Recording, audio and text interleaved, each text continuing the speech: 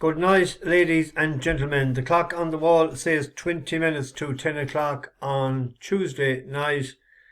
I don't know what time you'll be able to see this at, because last night I think it was 5 o'clock, and I put it into the oven 5 o'clock this morning before it went on to YouTube, and I put it on into the oven about 10:30 last night.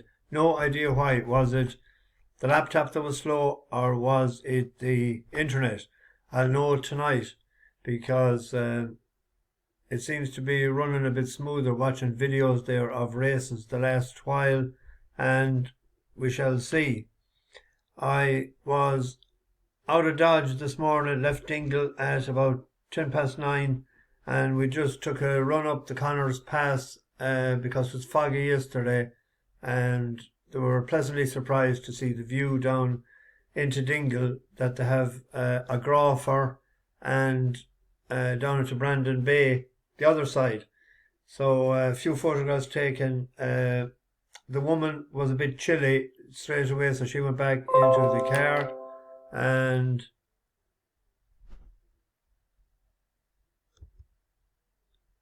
who was knocking on the door there?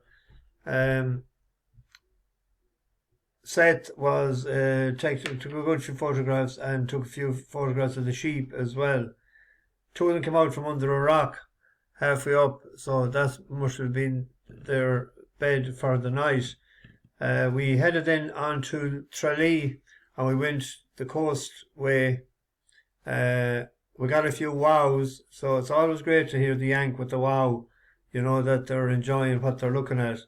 And awesome was used a few times. So we went on then to Adair. They wanted that a few things. Your man is very good. He's a lot of research done, and he knows his stuff. He knows his history in different towns and this, that, and the other.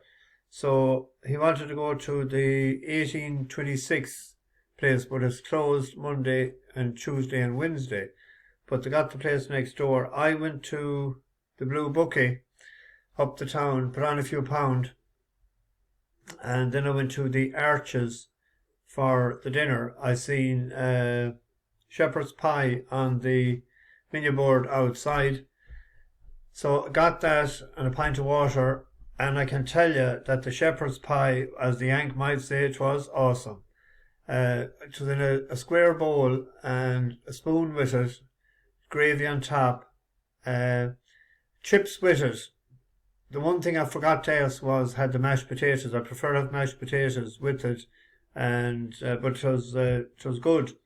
I think to the gaffer I was talking to then, I ordered dessert, and the first thing I asked him had he any custard. No, he said, and I got the apple pie, and he put an extra. I think he put an extra spoon or two of cream on it.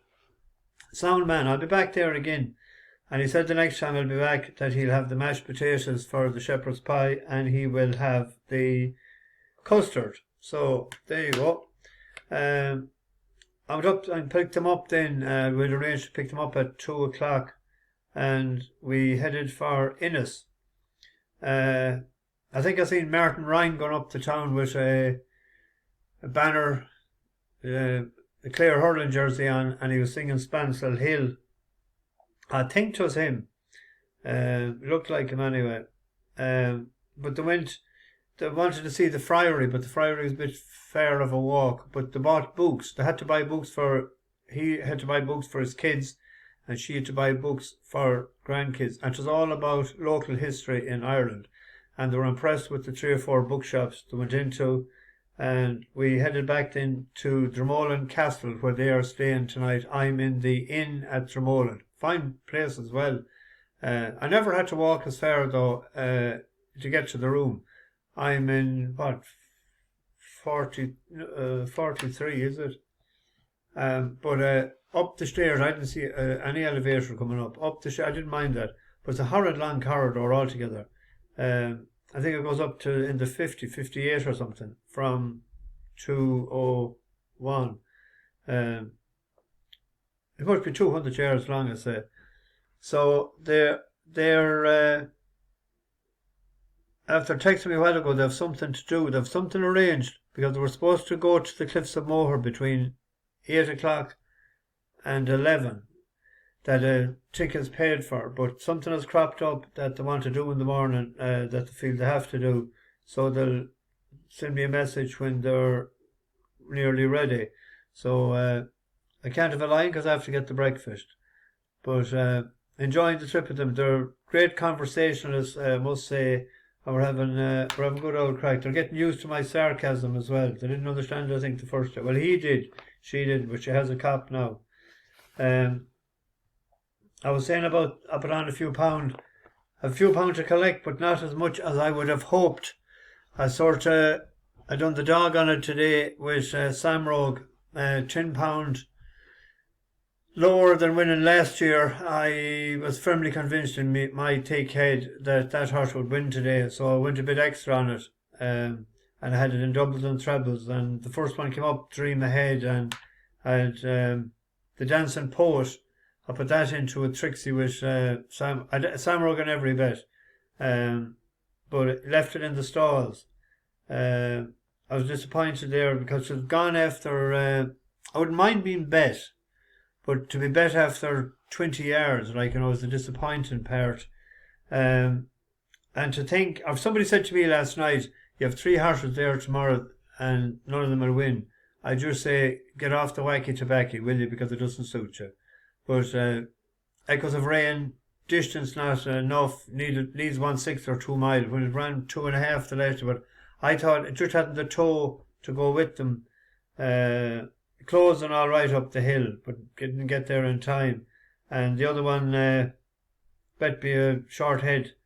I thought it was the jockey that actually won that, as well as the horse race, but the jockey was better than the other. But a good winner in purring along, and it would have won even if the other one stayed in. I knew that would be finishing fast up the hill. The pity he won by 5 because he probably got a few pound too much for that, but he might win again. It's a nice little horse that. But having got 6-1 and 13-2 last night, even with the Rule 4, it was still a nice price. So it sort of saved the day. Tomorrow I have something, there's a fly in my eye or something in my eye, as big as the world is. Where are we here? I get out of Dodge. A horse that done us a good turn the last day over hurls was Royal Eagle for Gordon Elliott. Its last run on the flat was actually over course and distance, and it won. And it went up £5. That was over 1.5 last August. So it has 6 runs over hurls since, winning 2 of them. It's up to 100 and in the 120s now. So it's nice to be handicapped still because it could be, an 80 rated horse. And Jake Cohen takes off the £5. So it's a buzz horse, won for us the last time, won over course and distance, carrying 9 stone 13 tomorrow. We have to go with Royal Eagle. I didn't put up the video of its last run. Here we go to Punchestown in the 220. A horse there, Perfect Poise. We had a horse in the race the last day that it was second. I liked the way this horse ran the last day. It was only his second run in a handicap. Wasn't that the day we were on Gambe Veloce? Yes, and finished 4th. That was a good field, I thought. Good enough field. And as we pick it up, it is in the yellow cap. 2 from the rail. But it battled on very willingly to the line. Side of the track is Pong Poet. More to the far side, Signora Bellissima and Perfect Poise. Track downhill to the final 2.5 by Royal Pippin and Imposing Supreme and Exquisite Acclaim and Miss McHenry next.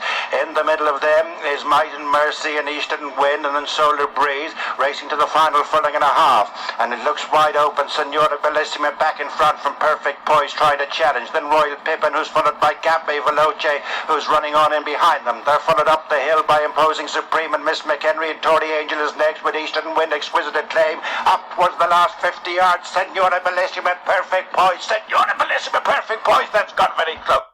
It actually was dropped a pound for that effort. Sometimes when they finish second, they go up. It was 72. Yeah, down to 71. And where are we? In Tramore, to make the third one, for anyone that wants, there's that Uxmal. That only ran last week, and it was second. I thought it ran very well. It ran second to Our Heart, A Piece of Heaven. But it was fourth, Filey Bay in a maiden prior to that, second to Sundial. It's getting its act together, and it's out quick again. Like I like to see a horse when they're out fast again. The 274 shots there, I'd be on that. Stoke the Fire was in a handicap the last day. It was behind the horse that won over Hurdles since, wasn't it? Granville Street. But I thought that Uxmal will be rated higher than 79. I didn't see that rating earlier. He's £5 in at the Mike O'Sullivan will level that out. But 79 rated horse might get the business there, do the business there. There's one horse there's several horses that I could pick that I've picked before and we have backed before running at the league race on tomorrow night. But with 4 places being paid there, Enemy, it done us a good turn last year. And I like when Ian Williams gets them out fast again. This could have been a plot job for this. It was only... he's better over a longer distance, but he might have the toe to... He won over 12 furlongs in Maidan in January. But just behind Post Impressionist, they're only at the weekend. It got well bet in the Ebor, but back out quick again. It's a 9 or 10 to 1 shot there.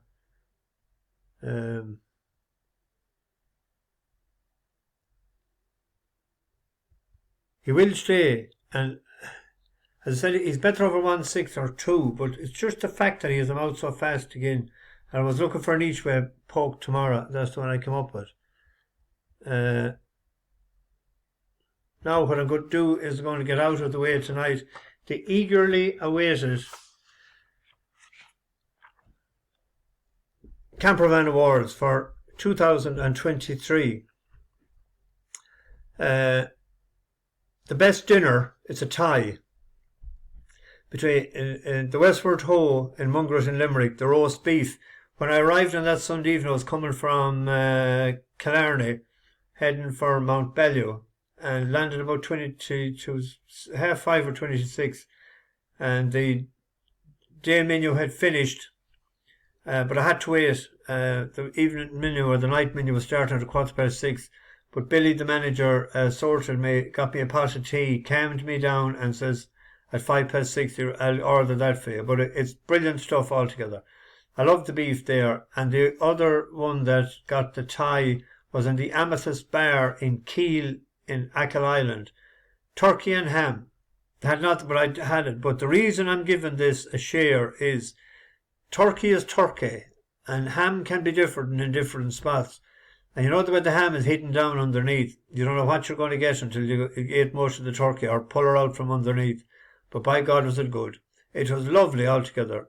Different taste to it, and there was lovely gravy with it. So I couldn't pick one or the other, so I gave it a tie. The best dessert was in the Woodfield Hotel in Clifton. Bread pudding, ice cream, cream, fresh cream, and you guessed it, custard in Galway. So when you get custard in Galway, you have to bow and you have to say, I'm in heaven. So we have to give that mention. The best road drive for sure was Sea Road in Clifton as well, going out of the town. It's a loop you can do, but on the left hand side going out of the town, well worth a visit anytime anyone is passing there. Several places you can pull in for photographs.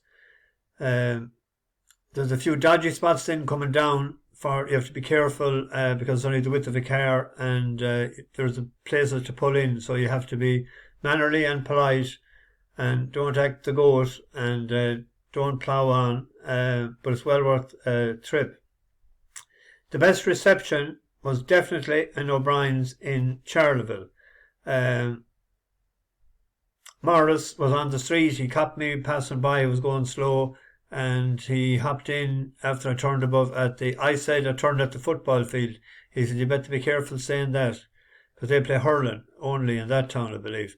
So I came back and he hopped in and we parked on the main street, and we went in, and Mammy O'Brien had a steak ready. I was just asked, how do you like your steak? So I said, medium well, and 4 spuds in their jackets. And John O'Brien had a pint waiting for me first. So there was a few in afterwards then as I met. Dimitri was one of them. He's from Holland, never had a bet until he got hooked on it in O'Brien's pub. But at the what do you call it? Apple crumble or apple pie and a heap, and I mean a heap, big bowl of custard there as well. If I was given the best award for it, would get it probably for quantity, but quality was good as well, I'll tell you. So thank you very much, and I'll be in again sometime when I'm passing. The worst dinner I got was at the racetrack in Killarney. I'd give it a 6 out of 10, I think, the day after. And I was thinking since 5 might have been enough. The pig that they cut the ham off, or bacon, he could have been killed a year before that, I'd say, because there was that much all the way around on the 2 bits of bacon of fat, and it was easy to pull it off and slide it to one side. And the cabbage with it was of low grade, I have to say. It wasn't even cooked right, but there was no taste of it, but you could know well it was low grade stuff. Don't know where they got it. It wouldn't be for me. I wouldn't be having the dinner there again. The best surprise, there was 2 of them. When I landed at the Westward Ho, it was the day that we had the horse beaten in Goodwood, wasn't it? Yeah. And we got it in the steward's room, but I didn't know and I didn't expect it. But when I put in, I wanted to have a bet on something, the last race of the day, and I seen a good bit of money in my account, and I was wondering, I was saying, how did that happen?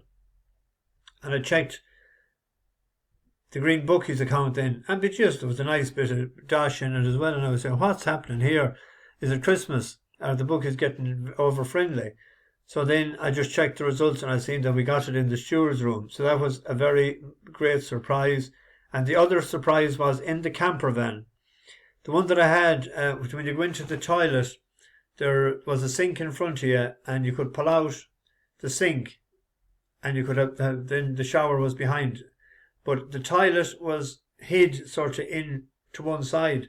Now, for me, it was difficult, but it was only the last day or the second when my brother and a couple more, you could actually swivel it out, and then you could back in and drive out. But you couldn't back in and drive out the way it was positioned the first. You'd have to go in because you're going on the side of it.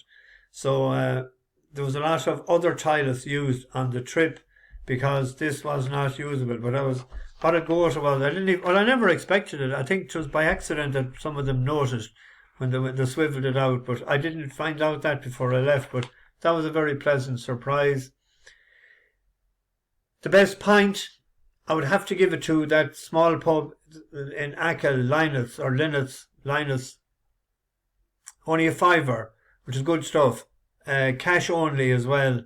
Now I hadn't that much drink on the way around the country, but I had a few. But some of them better than others. But that was top class, without a doubt. The best racing chat was in Mount Bellew with John Mullins and a couple of there in the Hawthorne Bar that's still owned but rented, leased out by Bobby Burke of Bobby Joe fame. And Bobby Joe, I was looking at it, there was a photo on the wall. He won 3 races in Down Royal, he won 3 races in Fairy House, and he won one in Punchestown and one in Aintree. And he won the 2 Grand Nationals year after year. So I had a chat with him, and I forgot the other fella's name. The most decent act was Anthony McCarthy. He rang Morris O'Brien, rang the pub to find out, to get a number, to give him that I would get his number to contact him, that he had a horse running in Killarney, and that he'd have an owner's pass. And I was talking to him then the next morning. His wife's aunt passed away. Wasn't sure whether he'd be coming or not, but he came anyway, himself and his wife. And I think he had 3 sons. There was 3 lads definitely with him. I know there was 2 of them his, and there may have been a cousin or a friend. And I had an owner's badge got in, so that was 20 quid and a €4 for the programme. And into the parade ring, and chatted John Ryan, and chatted young McDonough, the jockey, Mark McDonough, before the race. So that was very decent, and thank you very much for doing that. The best music was Griffin's in Clifton. Morris Hernan and the Sun was playing that night. Morris will be brother of PJ. People that know their music would know that PJ is a great accordion player. Some of them say box player. My late father used to hate that word. You say it's not a box, it's an accordion. So I use the word accordion. And it was lively that night. There was 3 of them playing. I think I'll be back there again on Thursday night of this week. They're staying in Ashford Castle, but I said to them today, they were at music last night, and I said if they want to go, even though it's a 40-minute drive, I'll bring them from 9 o'clock to 10 o'clock, and I'll bring them home then. And I won't be having a pint, but I'll do that for them. The worst road, that road from Cork going through Macroom onto Killarney, there's bad stretches of it. There's not bad, I don't mind the bad stretches, but the surface. They're collecting enough money down there from tourists and everything that they could have it a lot better. There's an awful lot of buses on the road, and camper vans and caravans and stuff. They should be able to do that for the summer each year, that the surface is of good enough quality that you can do 50 miles an hour, but you can't the way it is because it's too bloody bad. So get the finger out there, both county councils. The liveliest crowd I encountered would have been in Scott's in Killarney, that's on High Street, and they've an open air place there in between buildings, and they project the images of Kerry and all over the place onto the screen.